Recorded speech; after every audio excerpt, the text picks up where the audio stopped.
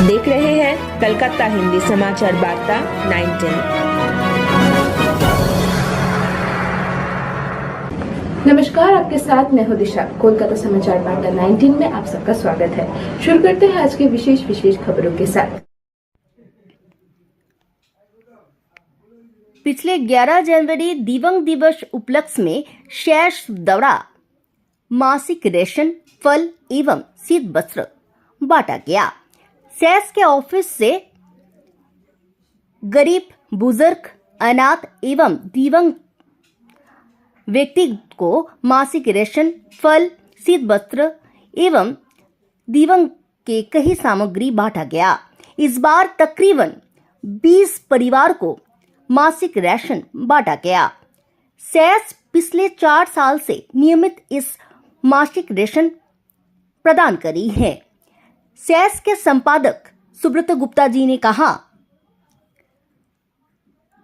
वो उनकी संस्था सभी का समर्थन और सहयोग चाहते हैं, जाके आगे दिन में उनकी संस्था का प्रसार हो।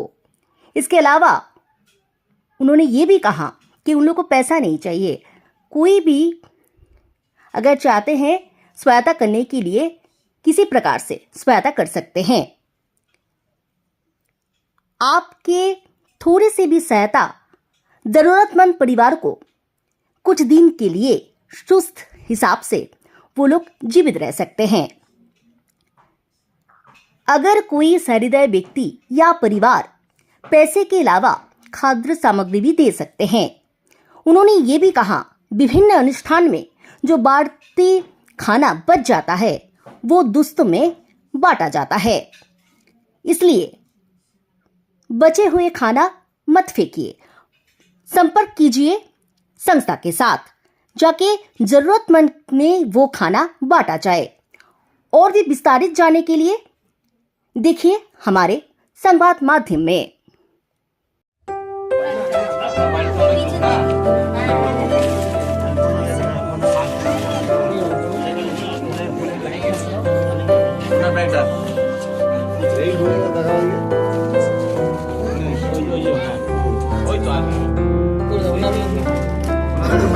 ডানকুনি থেকে এসেছেন।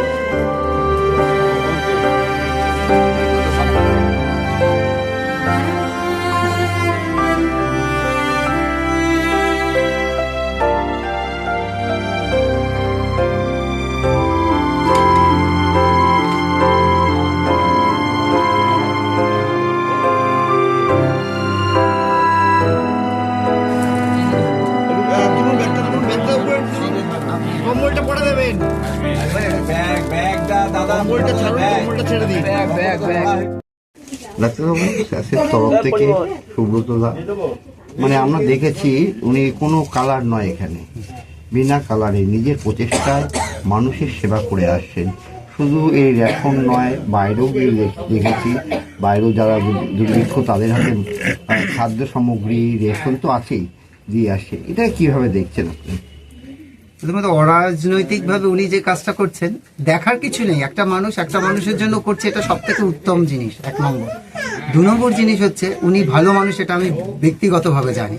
আর এই যে আজকের দিনে নিজের টাকা কেউ একটা টাকাও বিনা কারণে খরচ করে না।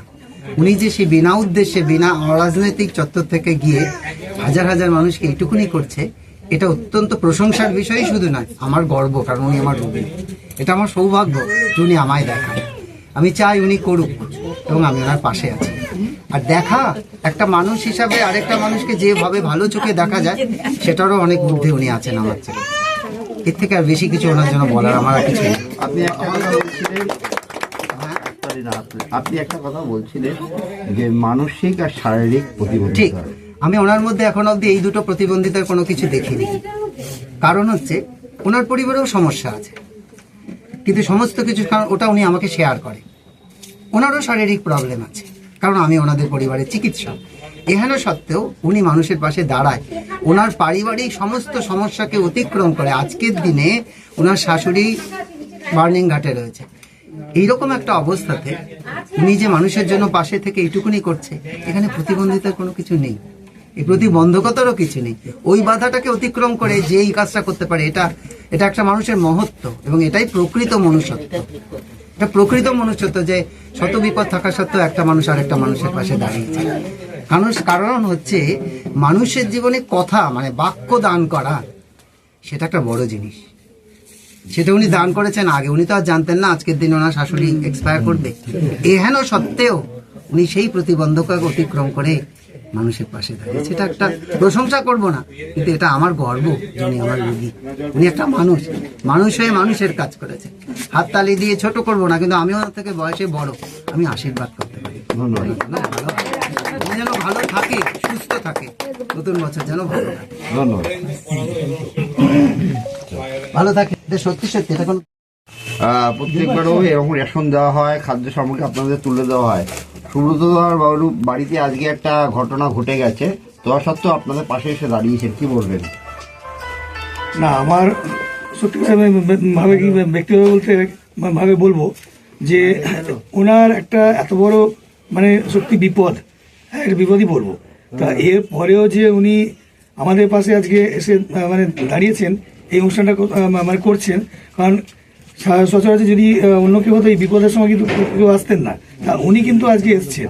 হ্যাঁ, তো এর জন্য আমি বলবো যে সত্যি ওনাকে মানে আমিও মানে ধন্যবাদ দিয়ে ছোট করব না। হ্যাঁ, আমি ওনার থেকে অনেক ছোট, তো আমি বলবো যে উনি এইভাবেই আমাদের পাশে থাকুন। হ্যাঁ, যেন ঈশ্বর ওনাকে আরো মানে ভালো রাখেন, এবং এই নতুন বছরটা যেন ওনার খুব ভালোভাবে কাটে, এটুকুই আমি বলবো আমার তরফ থেকে। ধন্যবাদ।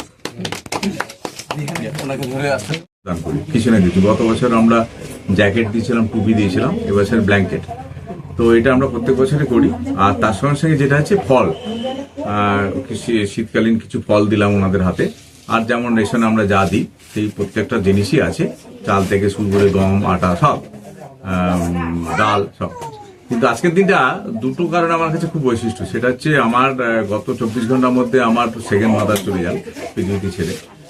কিন্তু যেহেতু এতে কথা দিয়ে দিয়েছি, সেই জন্য এই কথা দেওয়ার জন্য সবাই অনেক দূর থেকে আসছে। তা ওনার এখনো শেষকৃত্য সম্পূর্ণ হয়নি, চলছে।